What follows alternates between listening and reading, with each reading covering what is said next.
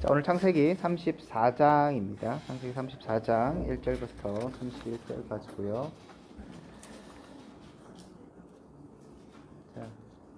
자, 34장 한번 누가 또 읽어주시면 감사하겠습니다.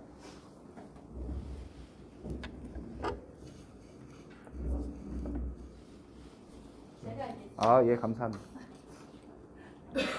레아가 야곱에게 낳은 딸 디나가 그 딸의 딸들을 서운하였더니 히위 족속 중 하몰의 아들 그 이름의 주장 세겜이 그를 보고 끌어들여 강간하여 욕되게 하고 그 마음이 깊이 야곱의 딸 디나에게 연연하며 그 소녀를 사랑하여 그의 마음을 말로 위로하고 그의 아버지 하몰에게 청하여 이르되 이 소녀를 내 아내로 어찌하여 주겠다 하였더라.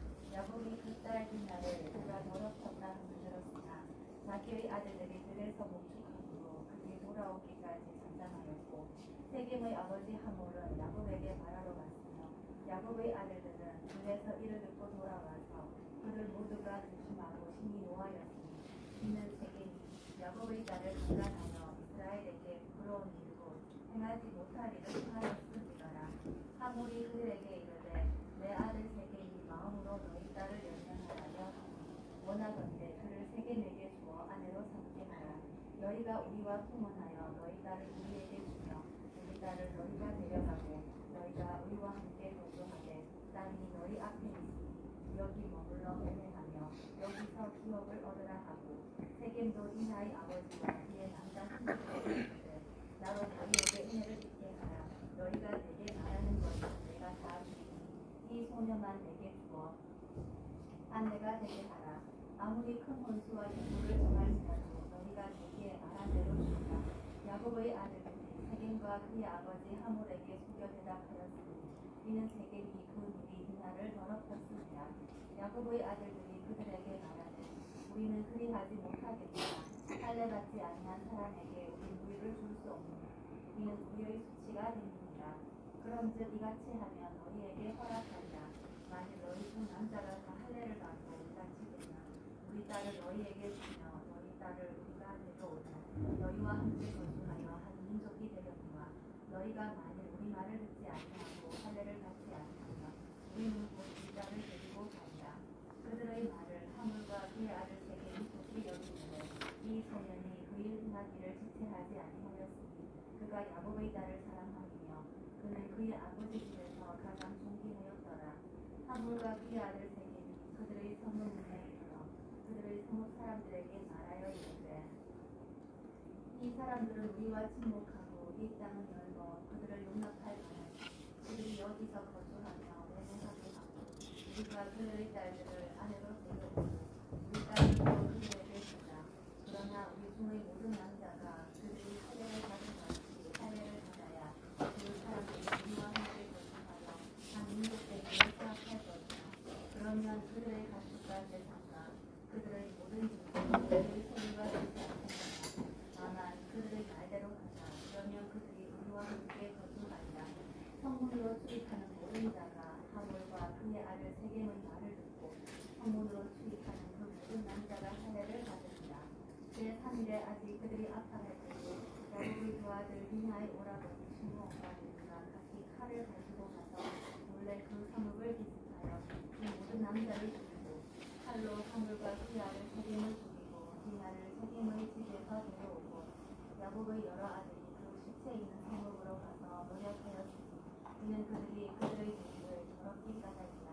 그들이 양가수와 나귀와 그 성읍에 있는 것과 들에 있는 것과 그들의 모든 재물을 빼앗으며 그들의 자녀와 그들의 아내들을 사로잡고 집 속의 물건을 다 노력하였고 야곱이 시므온과 레위에게 이르되 너희가 내게 화를 끼쳐 나로 하여금 이 땅을 죽이고 가나안 족속과 그리스 족속에게 악취를 내게 하였도다.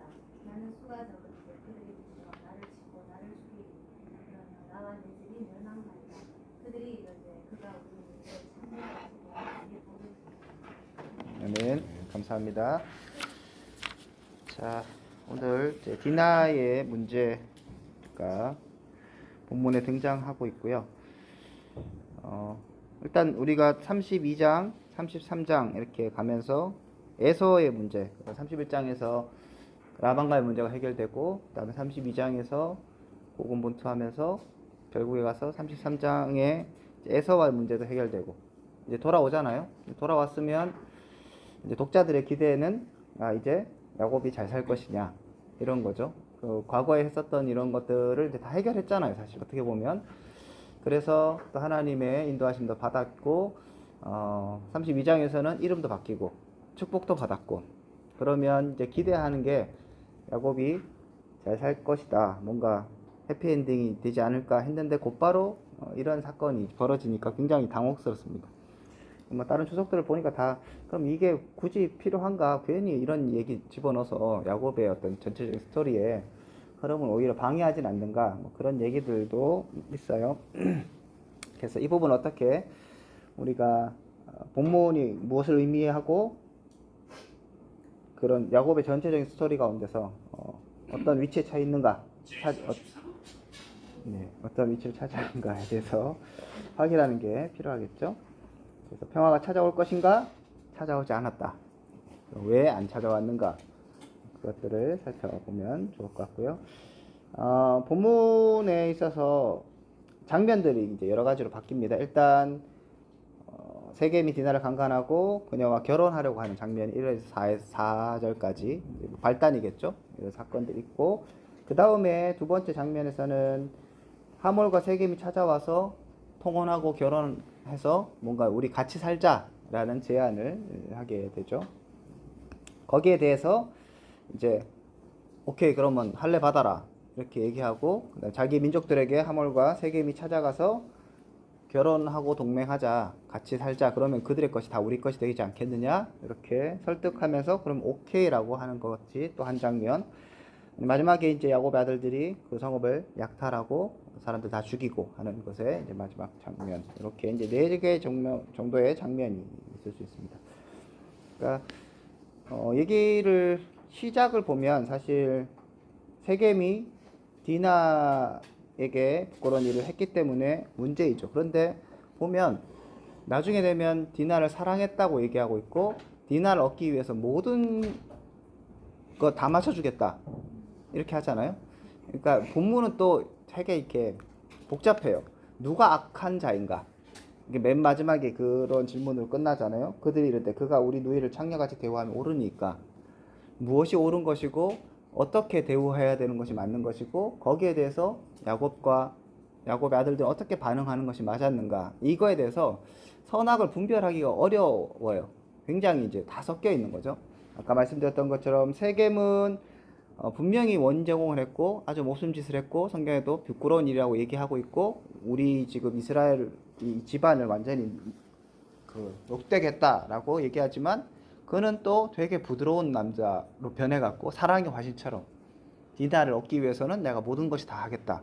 그리고 자기 민족들 전체를 다 설득시키고 할례까지 받게 하는 거기까지 하죠. 그리고 나서 이제 어떻게 보면 자기 속았잖아요. 그러니까 사랑한 여인을 위해서 모든 것을 내어줬지만 속여서 비참한 최후를 맞는 약간 무슨 비련의 남주인공처럼 또 나중엔 또 묘사되는 거예요. 나쁜 놈이었는데 나쁜 놈이 아닌 것 같고 희생자가 된 것 같죠. 거기에 대해서 야곱의 아들들은 정의를 부르짖죠. 이게 옳으냐? 아니다. 이건 바로 잡아야 된다. 라고 얘기해서 정의의 투사처럼 가서 사람들 다 죽이고 어떻게 보면 문제를 다시 바로 잡는다고 할까요? 그런 식으로 하는 것 같은데 자세히 살펴보면 속이고 그 다음에 뒤에 보면 이제 또 얘기하겠지만 다 빼앗고 막 이렇게 해서 과도하게 복수라고 하기에는 굉장히 과도한. 그리고 성경에도 그거 있잖아요. 이에는 이, 눈에는 눈, 동에 동 그걸로 해갖고 동술해서 자기가 받은 만큼만 돌려줘야 되는. 근데 그런 율법의 정신보다 더 이상을 하는 거죠, 사실은. 그런 거 보면 야곱의 아들들도 굉장히 무자비한 자. 어떻게 보면 디나를 사랑한다는 표현을 쓰고 있지만, 그런 모습을 보이고 있지만, 자기 누이를 굉장히 아끼는 것 같지만, 아끼는 것을 내세워서 결국은 재산을 다 탈취하는 이런 악행을 저지르고 있고. 그럼 야곱은 어떤가? 분명히 문제가 있었는데 야곱은 잠잠했다고 얘기해요. 여기서 특이한 점은 뭐냐면 야곱이 이렇게 나서질 않아요. 굉장히 이상할 정도로 가만히 있고 그리고 거기에 대해서 야곱의 아들들이 나섭니다. 그 전에 뭐 하나님과 막 씨름하고 뭐 그래도 뭐 이렇게 하는 그런 어떤 야곱의 모습, 그리고 뭐 능력 있잖아요. 속이는 데는 또 일가견이 있는데, 예를 들어서 야곱이 이렇게 뭐 했다 하면 뭐 그런 생각도 있을 수 있는데, 야곱은 가만히 있고 오히려 자기 아들들한테 혼나는 약간 그런 입장이니까 이것도 또 문제고. 제일 특이한 거는 디나, 어떻게 보면 여기에 최대 그 희생자인데 디나는 한마디도 얘기 없습니다. 내가 세계하면 좋아하는지, 뭐 그래도 결혼하려는지, 뭐 싫어요 하는지, 복수를 해주세요 얘기를 한다든지, 뭐 그런 얘기가 전혀 없습니다. 요게 이제 어디하고 잠깐 비교가 되는가 하면 그 누구죠? 다윗의 딸 이름이 생각이 안 나네. 강간도 당해갖고, 예, 누굽니까? 거기하고 이제 뭐 이렇게 비교가 되면서, 그 부분에 있어서도 다윗이 제대로 처리를 잘 못하죠. 그 부분에 있어서. 하지만 화를 내고 막 이런 건 있거든요. 근데 여기는 야곱이 뭐 분노했다든지 그런 얘기하고는 가만히 있어요. 그래서 굉장히 이제 특이한 부분, 그런 것들을 하나하나씩 이제 풀 필요가 있는데, 야곱이 왜 이랬는가를 생각해 보면 결국 디나를 소개할 때 어떻게 소개하는가 하면, 1절에 레아가 야곱에게서 낳은 딸 디나가 그 땅의 딸들을 보러 나갔다고 되어 있습니다. 그래서 디아나를 누구라고 소개하는가 하면 레아가 야곱에게 낳은 딸이라고 얘기해요. 그러면 레아 딸이죠. 야곱 딸이지만 레아는 야곱에게 사랑받지 못했던 그런 이제 부인이죠. 그래서 야곱은 아마 디나에 대해서 별로 관심이 없었던 것 같아요. 실제로 다른 어떤 가정의 문제에 있어서 야곱이 별로 누굽니까? 그 아들이 또 자기 그 야곱이 첩하고 또 뭐 이렇게 하고 하잖아요. 그런 부분에서도 야곱이 별 반응이 없어요. 그런데 야곱이 반응을 보였던 것은 유일하게 두 명입니다. 요셉, 그 다음에 베냐민. 고기에 있을 때는 막 통곡하고 막 난리를 치잖아요. 베냐민 나 안 보내겠다 막 이렇게 하잖아요. 그러니까 자녀를 대하는 태도가 완전히 이제 다른 것을 이제 보여주는 거죠. 근데 요건 어차피 이제 근데 본문 이후에 나오는 거잖아요. 그래서 오늘 이 본문이 이후에 야곱이 아들들을 어떻게 대하고 있고, 그 아들들의 갈등과 요셉을 그들이 이렇게 죽이려고 했던 이런 생각들을 하게 하는 어떤 시발점이 벌써 여기서부터 갈등이 막 시작되는, 그래서 그런 부분을 사실은 본문이 보여준다고 볼 수 있습니다. 레아라는 딸이라는 점이 명시된 것이며, 이것이 야곱의 태도를 엿볼 수 있는 실마리가 되게 됩니다. 자, 그리고 말씀드렸던 것처럼 세겜은 완전히 다른 사람같이 묘사됩니다. 그죠? 2절에 보면 그를 보고 끌어들여 강간하여 욕되게 하고 돼 있는데, 3절에 보면 그 마음이 깊이 디나에게 연연하며 그 소녀를 사랑하며 그 마음을 말로 위로하고, 이렇게 돼 있죠. 아까 얘기했던 것처럼 세겜의 태가 완전히 바뀌고, 아까 얘기했던 내가 모든 거 다 하든지 니네들이 뭐 돈을 얼마나 요구하든지 다 들어주겠다고 할 정도로 디나에 대한 사랑이 되게 크다고 볼 수 있겠습니다. 근데 야곱은 디나의 사건을 듣고 굉장히 잠잠합니다. 그죠? 그런데 야곱이 화를 냈던 건 30절에 보면 이제 다 죽이고 와서 했을 때 니네들이 냄새 풍겨서 나 죽게 생겼다. 여기에선 화를 내죠. 그죠? 그래서 정작 화를 정말 내야 될 때에는 내지 못하고, 자기가 관리하지 못해서 벌어진 일에 대해서는 다른 사람을 탓을 하는 야곱을 볼 수가 있습니다.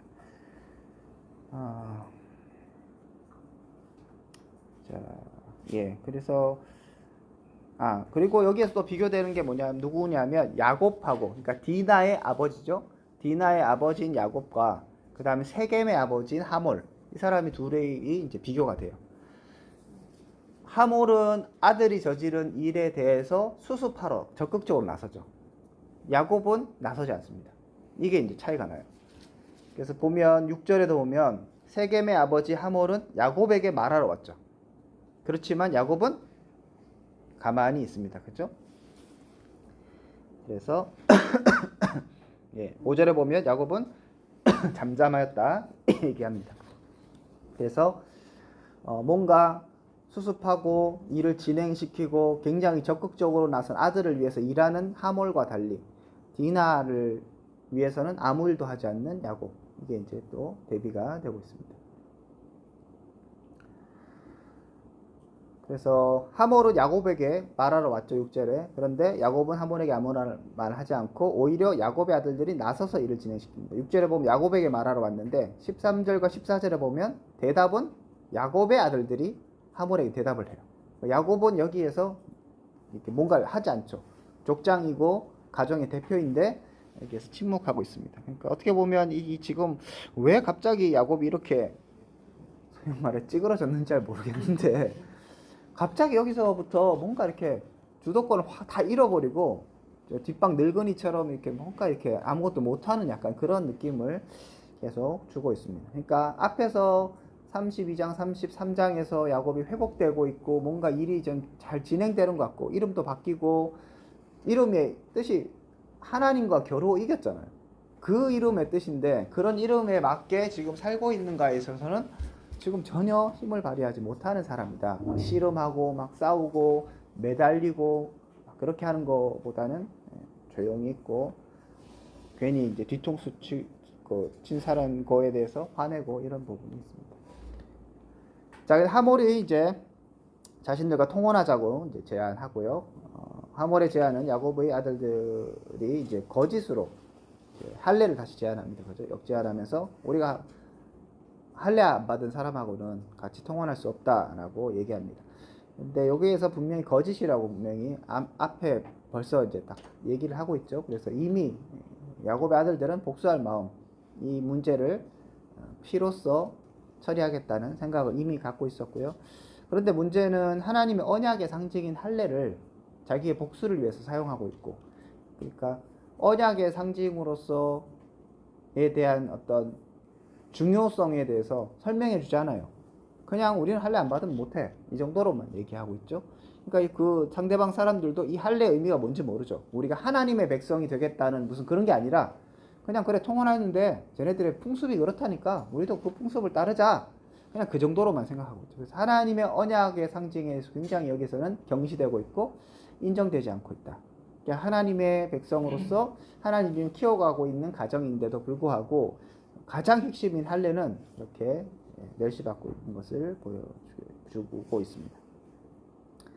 자, 그런데 할례 제안을 했는데 하몰과 세겜이 긍정적으로 반항하고 또 자기 민족들을 적극적으로 또 설득합니다. 그러니까 하몰과 세겜은 여기에서 아까 말씀드렸던 것처럼 가해자에서 피해자의 어떤 느낌으로 전환되고 굉장히 순진한 사람들, 사랑을 위해서 최선을 다하는 사람들로 묘사가 됩니다. 물론 그들의 행동이 정당화될 수는 없습니다. 그렇죠? 그리고 하몰과 세겜이 이제 자기 민족들을 설득할 때는 뭐 다른 얘기하지 않습니다. 이렇게 하면 쟤네들께 야곱의 그 집안 것들 다 우리께 되고 다 우리 뭐 땅도 넓어서 다 같이 사는데 어려움이 없다. 이렇게 이제 얘기하죠. 이런 내용은 사실 뭐 약간 거짓말 혹은 뭐 사실 협의와 사항과는 좀 다른 그런 내용이긴 한데 자기 민족들을 설득시키는데 굉장히 효과적이었죠. 사람들이 다 이제 받아들이고 할례를 받습니다. 물론 하몰 집안이 세겜의 집안이 이제 거기 가장 유력한 집안이었고 추장이었기 때문에 족장이었기 때문에 뭐 이런 일은 가능할 수 있겠죠. 자, 할례를 받아서 이제 어려움을 겪고 있을 때 고통스러울 때 이제 디나의 복수에 나섭니다. 여기까지는 어떻게 보면 뭐 그래도 복수로서 이해를 할 수 있을 수도 있을 것 같아요. 그런데 문제는 그 아들들이 다시 또 나가죠. 그러니까 보면 25절에 제3일에 아직 그들이 아파할 때 야곱의 두 아들 디나의 오라버니 시므온과 레위가 갔다고 얘기해요. 1차로 걔네들이 가서 사람들을 습격해서 남자를 죽였고 그리고 디나를 세겜의 집으로 다시 데리고 옵니다. 그죠? 세겜의 집에서 데리고 오는데 문제는 27절부터죠. 야곱의 여러 아들들이 시체 있는 성읍으로 가서 다 죽이고 이제 어떻게 보면 복수가 끝났는데 거기로 가서 노략을 했다고 얘기하죠. 그리고 이는 그들이 누이를 더럽힌 까닭이라 얘기하는데 명목은 그렇지만 복수로 끝이지 않고 지금 다 노력해서 그 얘기들이 되게 길게 기록되어 있습니다. 다 뭐 하고 그다음에 거기에 뭐 여자들도 다 잡아오고 뭐 난리를 치죠. 그래서 뭐 하여튼 엄청 한몫을 챙겼겠죠. 이런 걸 보면 이들이 그냥 단순하게 말 그대로 디나만을 위해서 이 일을 한 것은 아니다라고 볼 수 있습니다. 그러니까 야곱의 아들들의 욕망, 말씀드렸던 것처럼 야곱은 침묵함으로 자신의 부도덕함과 자신의 무능력함을 드러냈고, 야곱의 아들들은 이렇게 적극적으로 행동하는 것 같아서 정의를 나타내는 것 같지만 그것도 아니라 결국은 또 자기의 욕망들을 드러내는, 이렇게 얘기할 수 있겠습니다. 그래서 본문은 이 사건의 당사자이며 최대 피해자인 디나에 관해서는 침묵하고 있고, 피해자는 침묵을 당하고 그녀를 둘러싼 남자들의 침묵, 복수, 욕망, 도륙, 거짓, 이게 이제 가득 차 있는 아주 이상한 이제 성경책입니다. 자, 그리고 또 여기서 보면 분명히 야곱의 이름이 이스라엘로 바뀌었거든요. 근데 여기서 계속 야곱이라고 명명이 돼요. 한 군데만 이스라엘이라고 돼 있고, 그런 걸 봐서 이름이 어느 정도 의미가 있는가 이렇게 뭐 생각할 수도 있겠지만, 여기에서는 적어도 하나님이 그렇게 축복하시면서 복으로서 바꾸신 이름의 값은 못하고 있다. 그래서 야곱으로 불리고 있고, 사실 여기는 이 야곱으로 불리는 이 야곱은 과거의 그 야곱과 별반 다르지 않다. 창세기 32장을 거쳤음에도 불구하고 여전히 야곱은 야곱이다. 이게 이제 씁쓸한 부분이죠.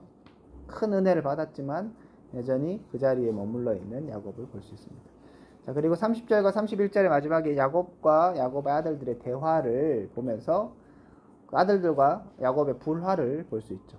그래서 야곱 아들들에 대해서 통제권을 상실했고 권위도 보이지 못합니다. 그리고 아들들은 야곱에 대한 권위를 인정하지 않죠. 이렇게 하는 것이 옳습니까? 그래서 대들고 있고, 과거 이제 가부장적 사회에서는 사실 조금 뭐 잘 이렇게 일어날 수 없는 일들이 일어나고 있다 볼 수 있겠습니다.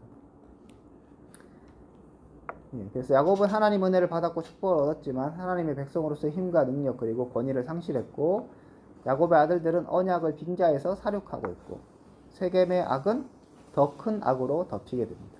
오늘 본문은 그런 이야기라고 볼 수 있겠습니다.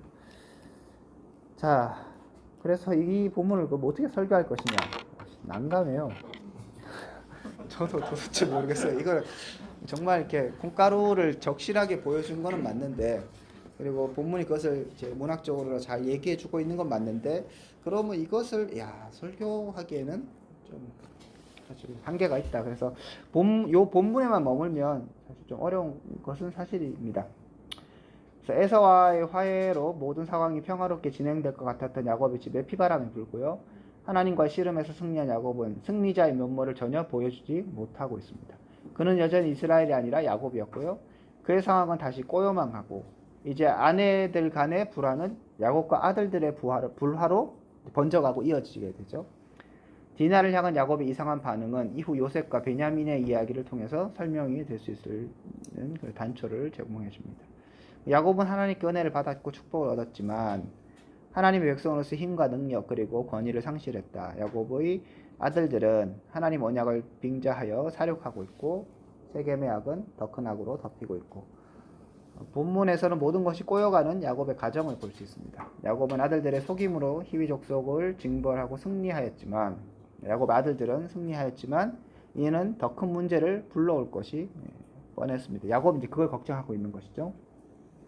야곱은 이를 두려워했다. 엉망인 야곱의 가정은 다시 한번 하나님 은혜를 얻을 수 있을 것인가, 이렇게 생각을 또 해볼 수 있겠죠. 그래서 34장은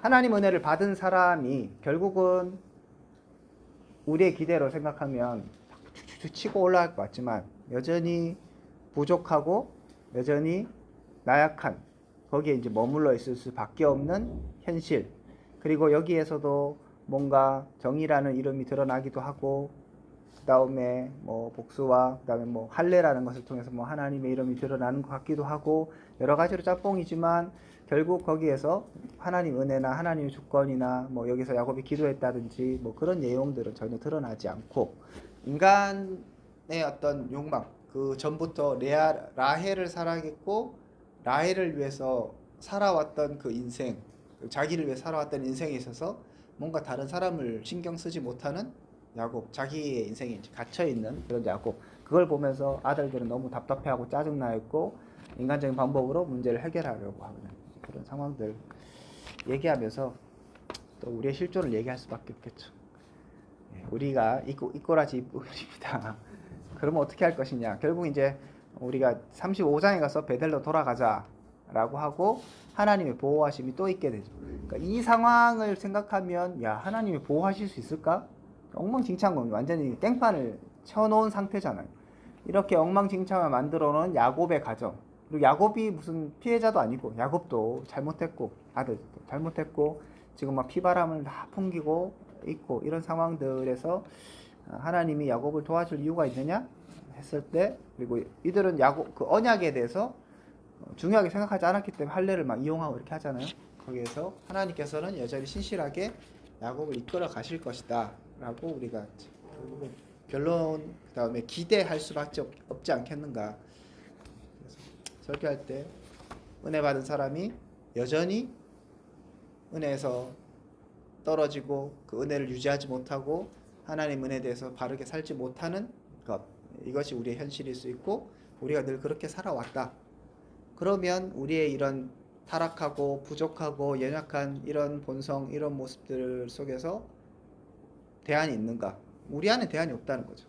야곱도 권위를 상실했고 뭐 아이들도 야곱에 대해서 뭐 싫고 그 다음에 일은 벌려놨고 뭐 디나는 그렇게 구출돼 갖고 행복하겠어요? 완전히 뭐 걔 인생도 뭐 너무 불행하고 이런 상황 가운데 어떻게 할 것이냐. 결국 하나님 은혜를 기대할 수밖에 없고 우리가 또 아는 것처럼 하나님은 야곱의 가정은 이끌어 가신다.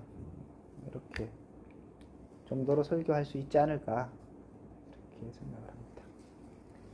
예, 질문 있으면 질문하시죠.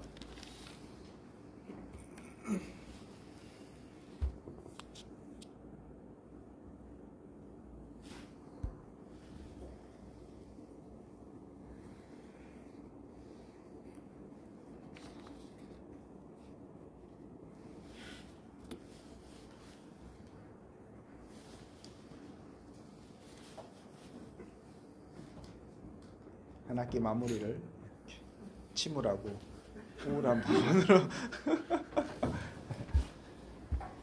뭐 다른 질문 없으세요?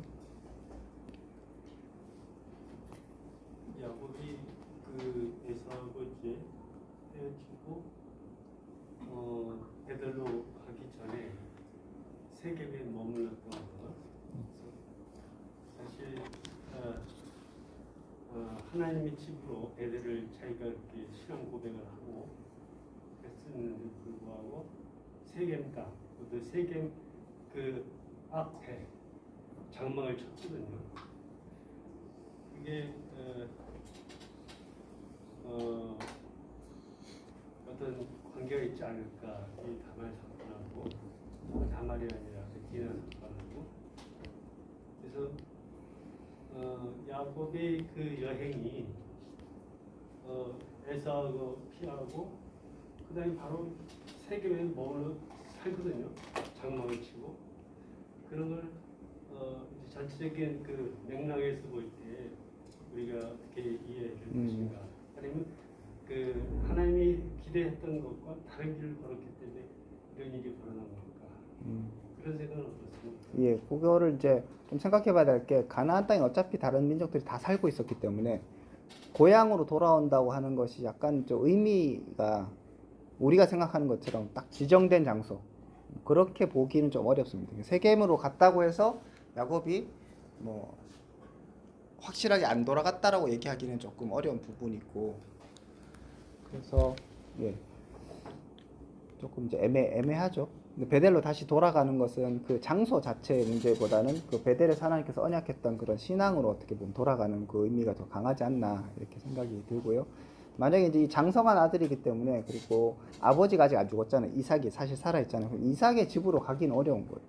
이제 뭐 자기 분가 뭐라고 할까? 뭐 그렇게 했고, 저 형도 사실 딴 데 가 있고, 그런 상황에서 뭐 아버지가 살고 있는 지금 이삭이 어디서 살고 있는지 잘 모르겠는데 거기로 가는 것도 좀 그렇고, 하여튼 가나안 땅으로는 들어가는 거니까 그런 부분에서는 생각을 할 수 있을 것 같고, 숫곳 여기가 이제 정확하게 어딘지는 제가 뭐 잘 모르겠는데 그렇습니다. 그리고 이제 디나가 이렇게 어려움을 당하게 된 것에 대해서도 이제 1절에 보면 이제 디나가 이제 그 땅에 딸들을 보러 나갔다. 그래서 이거를 어떻게 볼 것인가에 이제 논쟁이 좀 있긴 해요. 그래서 그렇게 나간 것이 뭐 비윤리적이거나 큰 문제가 있는 것은 아니지만 그런 사람들과 같이 교류하고 자꾸 이렇게 하려고 했던 그리고 호기심을 가졌던 것은 조금 문제가 있지 않나 그렇게는 얘기는 하는데 이것도 잘못 설명하면 이런 거 있잖아요. 뭐 그렇게 이제 무죄를 당하는 게 뭐 여자들 짧은 치마를 입으면 뭐 그렇게 한다 이런 얘기를 하면 이제 이게 큰 문제예요. 요즘에는 그런 성적 감수성 이런 것들 되게 중요하게 생각하잖아요. 그래서 그냥 단순하게 디나가 그렇게 나간 거에 있어서 디나가 그렇게 나가서 문제가 생겼다 이렇게 문제 얘기를 하면 또 문제가 되고요. 그래서 정확하게 어떠한 배경에서 이렇게 뭐 정확하게 됐는지에 대해서 딱 이렇게 딱 떨어지게 설명하기에는 굉장히 어려운 부분이 있는 것이 사실입니다. 어쨌든 디나가 이제 그 곳에 살고 있는 사람들에 대한 관심을 가졌다. 이것은 하나님 언약 백성으로서 뭐 긍정적인 부분으로는 볼 수 없습니다. 그리고 또 이제 정확하게 모르지만 아마 여자가 이제 외동이었으니까 뭐 놀 사람도 없고 형들은 지네끼리 놀고 있고 오빠들은 그러면 이제 또 더 외로웠을 수도 있겠죠. 그래서 딸들을 보러 가고 뭐 교제를 좀 하고 싶고 그런 마음이 있었을 수는 있겠죠. 그런 상황들은 한편에서는 이해되는 부분이기도 하고 또 한편에서는 그래도 좀 안 했으면 좋았을 것 이렇게 생각할 수 있겠고요. 하지만 이제 디나가 그렇게 나갔다고 해서 강간 당했다 이렇게 또 보기에는 세겜이 나쁜 놈이라서 그런 거지.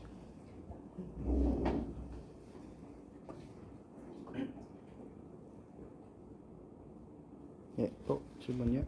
요즘 이거를 예. 언약적 관점으로 이렇게 보려고 하면 15장이랑 연결해서 그러니까 35장이랑 연결해서 아까 말씀하셨던 베델로 예. 그러니까 어떻게 보면 이제 35장의 내용을 이해하기 위해서는 34장이 배경이 되는 거잖아요. 그래서 그렇게 돌아가고 그렇게 해서 회복이 일어나는 뭐 이렇게 되는데 그렇다고 해서 뭐 야곱이 완전히 또 회복된 것도 아니지만 어쨌든 간에 그러면 이제 34장은 사실 35장을 생각하지 않고서는 이제 그냥 너무 새드 스토리를 끝내버리니까 그렇게 하긴 좀 어려움이 있고 그래서 35장을 연결시키는 게 좀 필요한 것 같습니다. 창세기 이제 아브라함을 택하신 후에 그 이제 기록을 보면 아브라함이 맨 처음에 숫곳에 그러다가 장소를 이동을 하잖아요. 그래서 아비멜렉인가? 예. 아비멜렉한테 가서 사라가 이제 빼앗길 그 어려움을 겪기도 하고 또 애굽에 가서도 또 그런 일이 네네. 있고 그다음에 이삭도 마찬가지예요. 이삭도 가다가 또 이제 가뭄이 있으니까 피하려고 했더니 하나님이 막으시고요. 그래서 장소 이동이 그때마다 그 의미를 주고 있거든요. 그래서 아까 제가 이제 그런 생각이 좀 들었던 게 예. 야곱도 장소를 선택함에 있어서 이것이 과연 결국은 세계에 머무르지 못하게 만드신 거거든요. 그 떠나게 하시잖아요. 그런 맥락이 좀 관계가 있지 않을까 그런 생각이 좀 들었습니다. 네. 그렇게 이제 볼 수도 있고요. 근데 기본적으로 우리가 너무 그런 지역적인 거 보면 가나안 땅의 어떤 특수한 곳은 뭐 하나님 주신 것이고 그 외에는 뭐 아닌 것이라든지 예를 들면 그렇게 또 생각할 수가 있기 때문에 가나안 땅 이미 사람들이 살고 있었고 거기에서 계속 끊임없는 이제 뭐 이삭도 계속 우물을 빼앗기고 하면서 딴 데로 가고 하잖아요.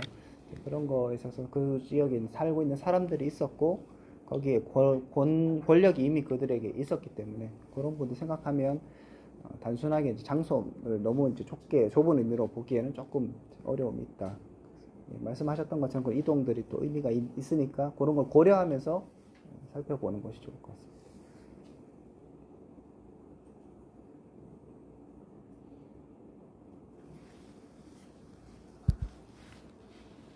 예, 또 다른 질문.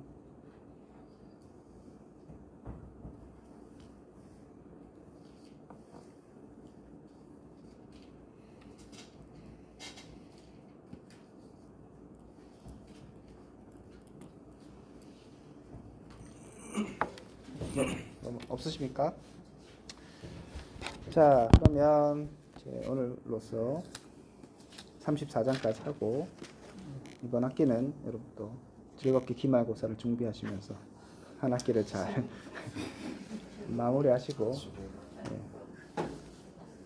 올해 내년에 또 되면 창세기 35장으로 시작하니까 얼마나 기쁘겠어요. 그렇게 하시면 될 것 같습니다. 예, 회장님.